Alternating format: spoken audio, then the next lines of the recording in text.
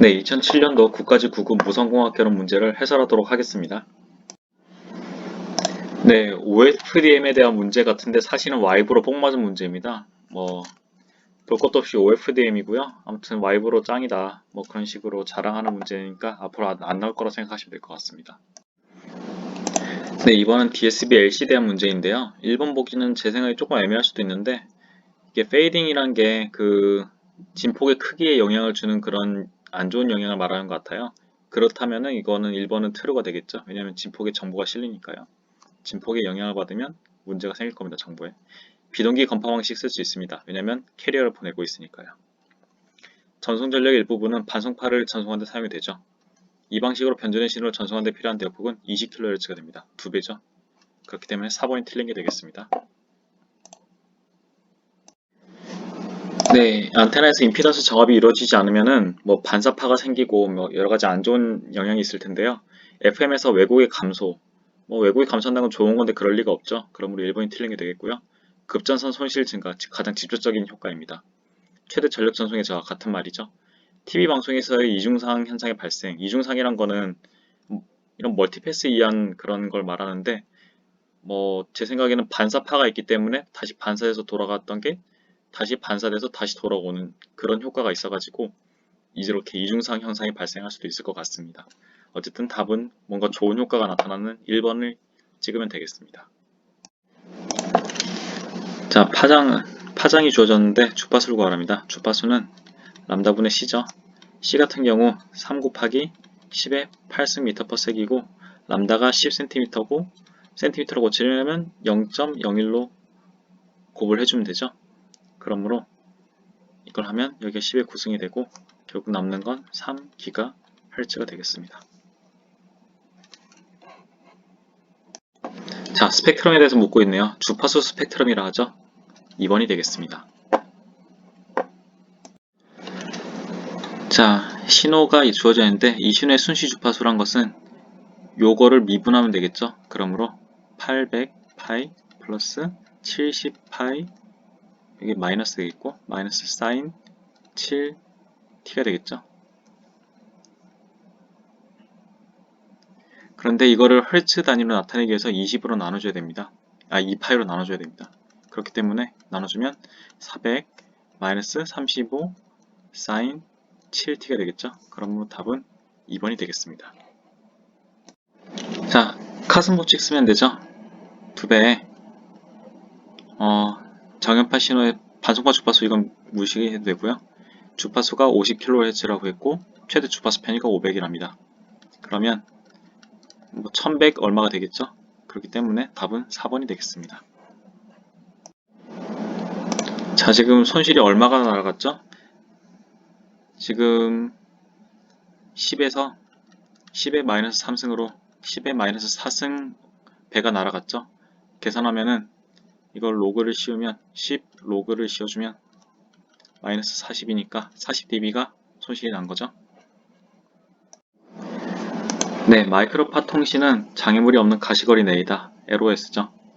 라인 오브 사이트 통신을 합니다. 안테나 이득이 커서 SNR을 계산할 수가 있습니다. 그렇죠. 신호를 잘 받을 수 있으니까요. 초단파에 비해 파장이 짧죠. 파라볼라 안테나를 사용한다. 이거는 맞는 것 같습니다. 위성 같은 데도 많이 쓰이니까요. 지향성이 강해서 타회선의 영향을 적게 받습니다. 맞습니다. 지향성이 강한 것도 맞죠. 주파수가 높으니까요. 그래서 답은 3번이 되겠습니다. 자, PLL에 대해서는 다른 영상에서 한번 다룬 적이 있죠. 전압의 변화를 주파수 변화로 바꾸는 전압조정 발진기가 사용이 됩니다. 주파수 변화를 진폭 변화로 변화하기 위해서 공진기가 사용된다. 그런 거 없습니다. 루프 협파기는 저주파 협파기 LPF죠. 고주파 성분을 차단해줍니다. 그래서 위상의 차이 성분만, 위상의 합이 아니고 위상 차 성분만 뽑아내줍니다.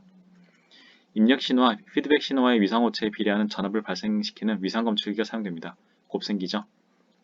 곱셈기의 출력이 여기 루프 필드에 들어가서 이렇게 파이의 차이만 뽑아집니다. 이 차이가 0으로 되도록 하도록 전압 조정 발진기의 네거티브 피드백이 입력이 되죠. 어쨌든 간에 답은 2번이 되겠습니다. 자, 광통신에서 주요 사용하는 전자파는 감마선이나 방사선은 아니겠죠? 이 중에 적외선입니다. 이거는 외우고 넘어가시면 될 것 같습니다. 그냥 외우고 넘어가긴 좀 그래가지고 제가 좀 더 자료를 찾아봤어요. 광통신 파장대역 구분. 근적외선에서 광섬유 손실이 났다고 합니다. 그래서 적외선을 사용한다고 알고 넘어가시면 되겠습니다. 자, 이동통신의 매크로셀에 대해서 묻고 있는데요. 지금 보시면 매크로셀은 35km 이내, 5에서 30km 정도라고 합니다. 그래서 답은 3번이 되겠고요. 이런 문제는 안 나오지 않을까 싶습니다. 뭐 이동전화가 뭐 계속 바뀌고 있는데 뭐 굳이 뭐 나올까 싶네요. 자, 뭔가 문제가 깁니다. 뭐 알고 싶지 않습니다. 뭐 T0, 타우0만큼 지연돼 가지고 레이더에서 수신이 된다고 하네요.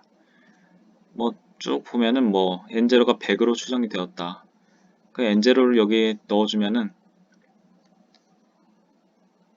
T0가 여기서 N0가 100이니까 100에다가 델타가 1마이크로섹이라고 했으니까 100 곱하기 1마이크로 만큼 지나면 10에 마이너스 4승만큼 시간이 지나가지고 다시 수신이 되었다.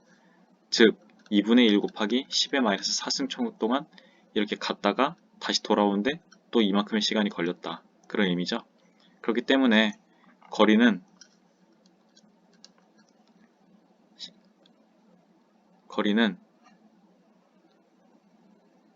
속력 곱하기 시간이죠. 시간이 2분의 1 곱하기 10의 마이너스 4승이고 전파의 속도가 30만 킬로미터라고 합니다. 퍼섹. 그러므로 10의 4승이니까 0 4개를 떼주고 이걸 2로 나눠주면 15가 되겠죠. 그러므로 답은 1번이 되겠습니다. 뭐 어렵게 생각할 거 없습니다. 자, 마이크로파의 지향성을 증가시킨다. 뭐 여러가지 좋은 말들 막 나와 있는데 반사기를 쓴다. 이건 뭐 야기우다에서 뭐 쓴 그런 방법이기도 하죠. 전자 나팔관을 사용한다.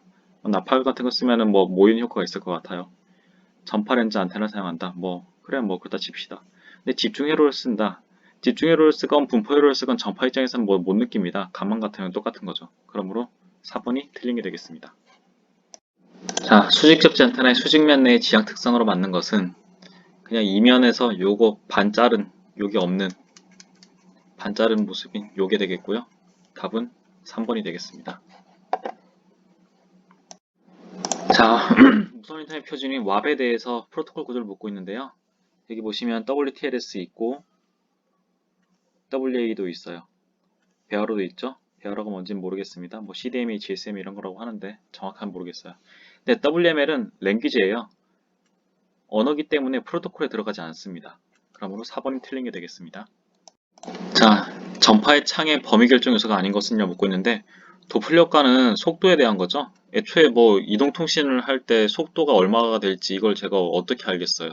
전파의 창을 고려할 때 속도는 고려할 수가 애초에 없겠죠. 그러므로 당연히 도플러 효과가 범위 결정 요소가 아닌 게 될 것입니다. 애초에 뭐 별다른 효과가 있을 것 같지도 않고요. 전파의 창은 전파가 얼마나 그 공간에 이동하면서 감쇄되냐 이런 걸 묻는 거니까 뭐 도플러 효과는 별 상관이 없는 얘기가 될 겁니다. 자, 위성통신에 대해서 묻고 있는데요. 내비게이션에 사용되는 GPS는 위성통신의 한 분야죠. 위성통신 시스템은 위성, 그리고 지상국, 그 다음에 지구국, 지상관제 부분 이런 식으로 나눠지는 게 맞습니다. 위성이 있고 위성에 대해서 관제를 하는 뭔가 지상국이 있고 그 다음에 지구국에서 위성과 이제 데이터 통신을 하는 그런 지구국이 있는 거겠죠. 위성 고도에 따라서 저궤도, 중궤도, 정지궤도 위성 뭐 다른 것도 있습니다. 뭐 극궤도 같은 것도 따로 있지만 어쨌든 간에 이렇게 구분된 것도 맞고요. 수동위성은 수동이에요. 그냥 반사만 해줍니다. 이렇게 반사만 해주고 중계 증폭기를 탑재한 건 능동적으로 뭔가를 한다는 뜻이죠. 그렇기 때문에 여기 있는 것은 수동이 아니고 능동이 될 것입니다. 그래서 답은 4번이 되겠습니다. 자, VSWR 같은 경우에는 제가 다른 영상과 글을 통해서 소개를 한 적이 있죠. 자, 반사파의 전력이 입사파 전력이 4%라고 합니다. 그러면 감마가 100분의 4는 이게 전력이 제곱이죠. 그렇기 때문에 100분의 4는 10의 제곱이 10분의 2의 제곱이라는 뜻이니까 반사 비율은 반사 계수는 10분의 1이라는 뜻입니다. 그러면 VSWR은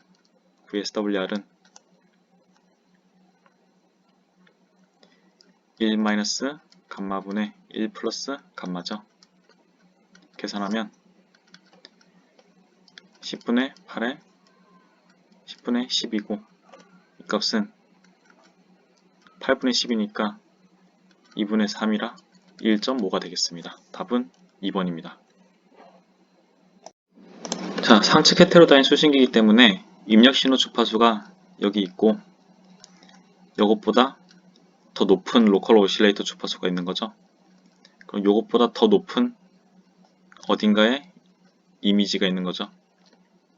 그러므로 455만큼 두 번 떨어진 주파수인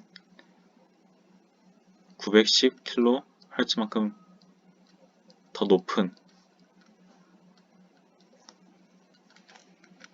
그래서 2410kHz가 바로 영상 주파수의 주파수가 되겠습니다. 그래서 답은 1번이 되겠습니다. 이상으로 문제풀이를 마치도록 하겠습니다.